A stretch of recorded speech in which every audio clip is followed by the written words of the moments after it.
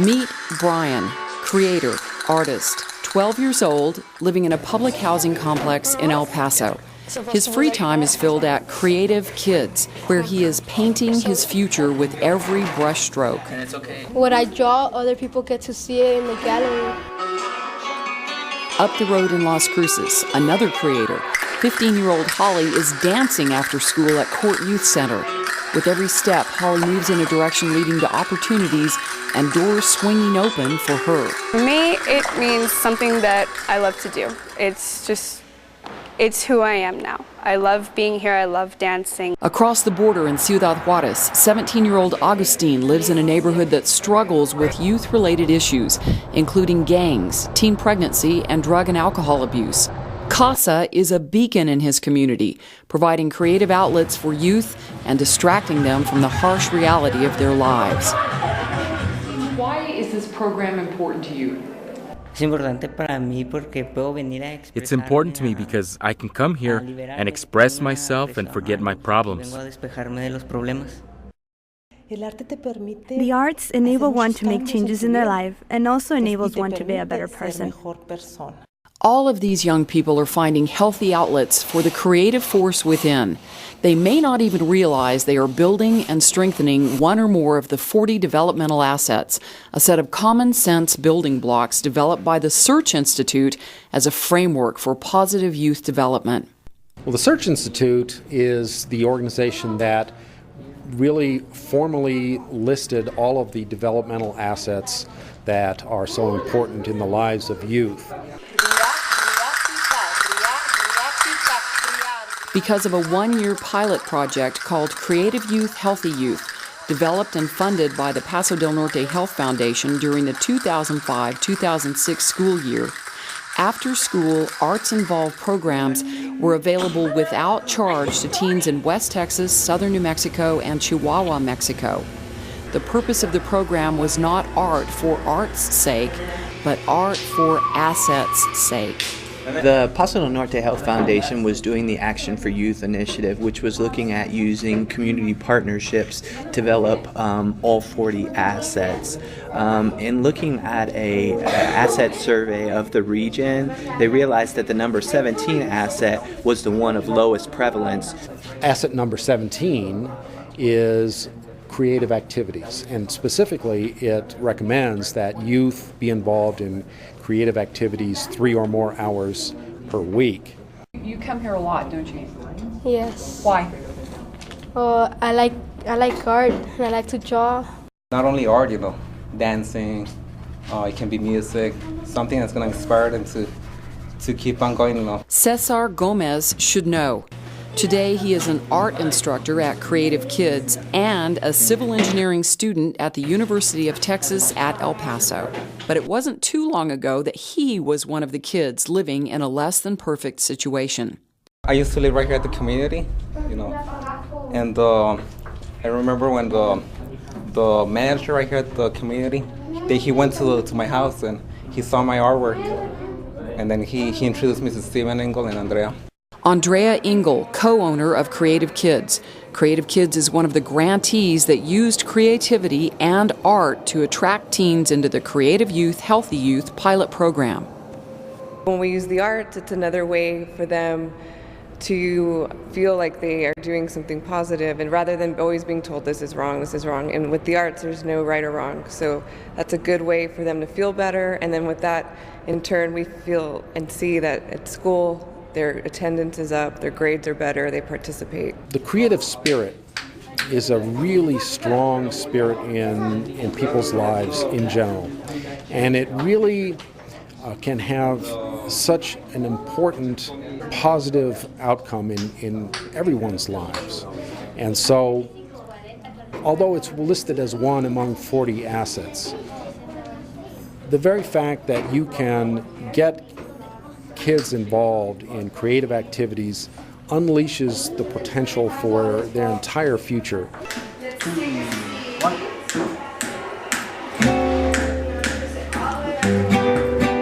The Creative Youth, Healthy Youth pilot program was developed to research a targeted asset approach that utilized one anchor or core asset to attract youth participation while simultaneously building other assets. I think there's a lot of different approaches for developing the assets, and that's what makes them such a good framework for working with youth. But I think the anchor asset approach allows an organization that really specializes in an asset area to really focus on developing that one, and really it's something that the kids really enjoy too. So if you find the right anchor asset, it really can be a beneficial way to develop the assets. Really develop solid relationships with adults through other teachers and mentors and their peers and the world at large, through exhibitions, through fundraising, through arts production.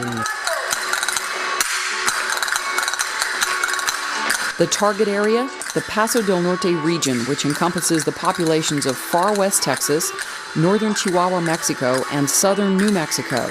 The big cities in the region are El Paso, Texas, Las Cruces, New Mexico, and Ciudad Juarez, Chihuahua. El Paso and Juarez make up the largest border city pair in the world and are plagued by historically high unemployment rates and historically low educational attainment. We were working in a community that was 3 states, it was 2 nations, it was offered in a completely Spanish-speaking program, and it was offered in programs where they only spoke English. So there's this kind of multicultural aspect to it. How did you find out about this program? Well, I was going home and then I met Caesar passing out flyers, and so that's how I found out about here. Before that, I never even knew about this place. Is any of the art hanging on the walls around here yours? Right behind you. I did this U.S. Marine ship. Yes. And I was thinking about, because I was looking through some National Geographics, and I saw some Aztec buildings, so I drew it in the background. Experience has shown sometimes it can be difficult to reach out to teenagers and get them to come to a tutoring program or a homework program, but we found that when we're able to work with youth and attract them with a project or an activity that's a little bit more exciting, like the arts, be it dancing, singing, painting, Printmaking, water media, we have digital media at our sites where they actually can work on G4 and G5 Macintosh computers. That's graphic design. They do Photoshop, Illustrator. So we give them a menu of different creative art activities. At Creative Kids, cooking has been the most popular arts class since they opened the downtown Olo Gallery. Cooking is another outlet, and they feel good, and they're preparing healthy meals too. That's another thing on this region. We battle diabetes and obesity, so we're able to teach them healthy meals that they can make. And so in turn, our parents have been so happy because they go home and then they recreate that meal and they're excited to cook and they get their families involved. And so it's a good bonding experience too. That's kind of what gets them in, and then once you get them in the door and you establish those relationships with trust, then you're able to talk to them a little bit more about the assets and about what it means to be a responsible citizen in their community, about getting their homework done, about saying no to drugs and all of those other things that if we were to talk to them right in the beginning about that, I don't think we would have that trust and we wouldn't have that relationship develop. In Juarez, the situation is perhaps more exaggerated. The students here are safer at Casa Community Center than they are on the streets. Omar Ojeda is a former student, now teaches at Casa. Omar, do you think that being involved in the arts reduces violence in the community? It does tremendously. Youth can only walk certain areas. Through the arts, we can take them out of their territory and have them relate to other youth in a positive manner. The arts are like a safety valve that serves for youth to let out their anger in works such as paintings. It gives them something to do, it gives them something to believe in, and it works with so much in your personality, and it really just brings you out of your shell. I think it's important to know that arts can be substantive and informative and challenging for kids. There were 3 key components of the Creative Youth, Healthy Youth pilot program: art activities, public recognition, and arts-based fundraising. Remember Brian? What I draw, other people get to see it in the gallery. So Brian found it was fun to be involved in creative activities, asset number 17, but he's also tapped into assets number 1 and 2, That would be family support and positive family communication through the art. My dad likes for me to like draw and stuff, and so that's why like whatever I draw, like my dad gets like happy, so it makes me happy to see my dad happy.